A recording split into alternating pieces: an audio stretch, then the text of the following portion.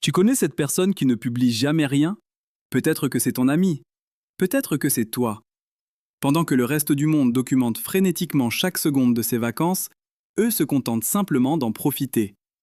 Et même si tu penses qu'ils passent à côté de quelque chose, il est possible qu'ils aient découvert un secret que le reste d'entre nous a complètement manqué. Laisse-moi te poser une question. Quand est-ce que tu as pensé pour la dernière fois à publier une photo sans le faire? Ce petit espace, cette hésitation passagère avant d'appuyer sur partager, dit tout. Parce que pendant ces quelques secondes, ton cerveau effectue un calcul à toute vitesse. Est-ce que les gens vont aimer ça? Est-ce que ça me met suffisamment en valeur? Ma vie est-elle vraiment assez intéressante pour chercher la validation de 247 personnes à qui je n'ai pas parlé depuis des années? Il y a un sociologue nommé Erving Goffman qui parlait du fait que nous portons tous différents masques dans la société. Nous nous façonnons pour contrôler la manière dont les autres nous perçoivent. Mais voilà le problème. Les réseaux sociaux n'ont pas inventé ce masque. Ils l'ont simplement placé sur une scène permanente devant une audience d'1 milliard de personnes, pour toujours. Dans la vie réelle, un moment gênant finit par disparaître. En ligne, une mauvaise légende reste pour toujours. N'importe qui peut faire défiler en arrière et la juger à tout moment. Alors les personnes qui refusent de publier? Elles ne se cachent pas. Elles évitent simplement complètement la performance. Elles refusent de monter sur une scène où le rideau ne se ferme jamais. Les études montrent qu'environ 30 à 40% des utilisateurs des réseaux sociaux sont ce que les chercheurs appellent des observateurs silencieux. Des personnes qui regardent mais ne partagent jamais. Et ce mot paraît un peu étrange, non? Comme s'ils se cachaient dans l'ombre, observant silencieusement tout le monde. Mais une recherche publiée dans Frontiers in Psychology a révélé quelque chose de fascinant sur les raisons de ce phénomène. Lorsque tu combines la pression constante de publier avec une peur profonde et persistante d'être jugé, quelque chose en toi se brise. L'étude a montré que mélanger cette pression extérieure avec l'habitude de se comparer aux autres crée un épuisement total. Ces sentiments poussent donc les gens à observer plutôt qu'à publier.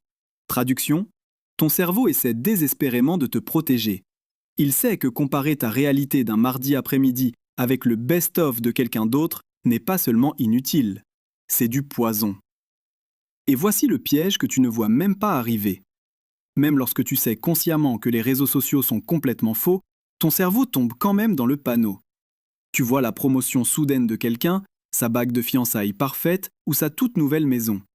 Et même si ton esprit logique sait que tout est mis en scène, le mal est déjà fait. Ton subconscient ne fait pas la différence entre une vie réelle et une vie mise en scène. Il ne filtre ni la lumière parfaite, ni les 50 prises ratées. Il regarde simplement l'écran lumineux et dit « Ils ont plus que moi ». Les personnes qui refusent de publier évitent activement cette attaque mentale constante et épuisante. Et elles le font non pas parce qu'elles sont faibles ou antisociales, mais parce qu'elles savent que le jeu est complètement truqué. Pourquoi participer volontairement à une compétition où tout le monde contrôle la caméra, les angles et toute l'histoire? Mais voici une question intéressante. Si les réseaux sociaux sont si épuisants mentalement, pourquoi ces mêmes personnes passent-elles encore des heures à fixer leurs écrans? Il existe tout un groupe de personnes qui évitent complètement les réseaux sociaux, et pourtant utilisent YouTube presque religieusement. Elles ignorent totalement le flux rapide de TikTok ou les stories soigneusement mises en scène d'Instagram, mais s'installent volontiers pour regarder un essai vidéo de 3 heures sur quelque chose de totalement aléatoire. Pourquoi? Qu'est-ce qui rend cela différent? Parce que YouTube ne demande pas de performance. C'est l'un des rares endroits sur Internet où tu peux simplement consommer du contenu sans porter le poids de la pression sociale. Réfléchis-y. Sur YouTube, personne ne suit ton statut social. Personne ne surveille ton activité pour voir si tu as aimé la dernière publication d'un ami. Absolument personne ne se demande pourquoi tu n'as pas publié de nouvelles vidéos depuis 3 mois. La plateforme n'attend pas que tu sois créateur ni que tu maintiennes une image publique parfaite. Elle te permet simplement d'être spectateur. Tu es libre d'apprendre, de rire et simplement d'exister dans le moment présent. C'est la relation passive ultime avec le contenu numérique. Tu obtiens tout le divertissement, toutes les analyses approfondies et toute la connaissance sans aucune anxiété. Ils ne se sont pas du tout déconnectés du monde moderne. Ils ont simplement trouvé discrètement la faille. Il existe un concept en psychologie appelé la théorie de l'autodétermination.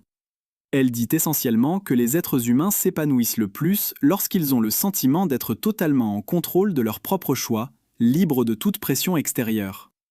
Mais les réseaux sociaux sont exactement l'inverse. C'est une énorme machine à validation. Ils prennent ton estime de soi et la lient directement à des indicateurs mesurables comme les likes, les vues et les commentaires.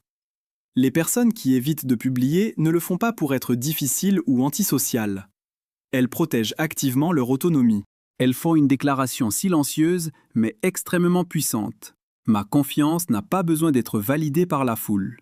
Elles ont compris que leur estime de soi n'a pas besoin de l'approbation quotidienne d'inconnus sur Internet. Cela nous amène à une division psychologique fascinante. Les psychologues distinguent en réalité deux types complètement différents de conscience de soi. D'abord, il y a la conscience de soi publique. C'est cette inquiétude constante et épuisante de la façon dont les autres te perçoivent. C'est la voix dans ta tête qui demande « à quoi cela va-t-il ressembler ?» Ensuite, il y a la conscience de soi privée. C'est lorsque tu tournes ton attention vers l'intérieur en réfléchissant à tes propres pensées, tes propres valeurs et à ce que tu ressens réellement.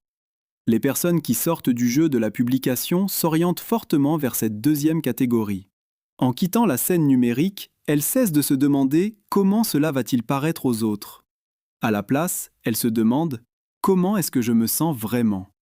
Et comme elles ne dépensent pas constamment leur énergie mentale à essayer de construire et de maintenir une image publique parfaite, quelque chose de beau se produit. Elles disposent de l'espace mental nécessaire pour observer réellement le monde qui les entoure. Leur silence numérique ne signifie pas qu'elles s'en moquent. En réalité, ce sont souvent les personnes les plus observatrices que tu puisses rencontrer. Ce sont elles qui remarquent ce léger changement dans la fréquence de tes publications. Elles perçoivent facilement ce ton légèrement différent, presque masqué, dans ta dernière légende. Elles ne sont pas déconnectées de la société. Elles prêtent une attention très fine, simplement de manière silencieuse. Elles préfèrent naturellement comprendre plutôt que performer. Elles choisissent constamment la profondeur plutôt que le bruit. Ce n'est pas de la suranalyse. C'est une intelligence émotionnelle profonde. Voici ce que tant de gens ne voient pas du tout. Choisir de ne pas publier n'est pas la même chose que se cacher. Il ne s'agit pas d'avoir peur du monde ni de manquer de confiance en soi. En réalité, il s'agit de pouvoir. C'est une déclaration très claire mais silencieuse que l'on se fait à soi-même. Ma vie privée a une valeur intrinsèque. Elle est riche, elle est pleine, et elle n'a absolument pas besoin d'être emballée, filtrée et partagée publiquement pour avoir du sens. Il existe un coût caché et lourd à transformer sa vie en une diffusion constante. On oublie souvent que certaines expériences deviennent moins belles au moment même où l'on essaie de les jouer pour un public invisible. Réfléchis-y. Ce coucher de soleil magnifique et éphémère est instantanément plus beau lorsque tu ne cherches pas frénétiquement à capturer l'angle parfait. Cette conversation tard dans la nuit avec un ami proche est bien plus significative lorsque tu es pleinement présent au lieu de rédiger mentalement la légende parfaite pour la résumer plus tard. Et cet accomplissement personnel durement gagné ? Il est bien plus satisfaisant lorsqu'il t'appartient entièrement au lieu d'être exposé aux applaudissements du public. Les personnes qui restent hors ligne comprennent une vérité fondamentale. Au moment exact où tu sors ton téléphone pour prouver que tu vis une bonne vie, tu cesses réellement de vivre cet instant. Elles choisissent de vivre leur vie plutôt que de simplement l'enregistrer. Mais voici le plus grand paradoxe de tous. Les mêmes choses qui poussent quelqu'un à s'éloigner des réseaux sociaux, la sécurité, la réflexion personnelle et l'autonomie, sont exactement ce que les réseaux sociaux nous avaient promis au départ. Ils promettaient la connexion. Ils promettaient la communauté. À la place, ils ont construit une immense économie de la performance où être véritablement authentique est devenu la chose la plus rare. Nous avons atteint un point étrange dans la société où rester silencieux en ligne est perçu comme plus bizarre que de publier 3 fois par jour.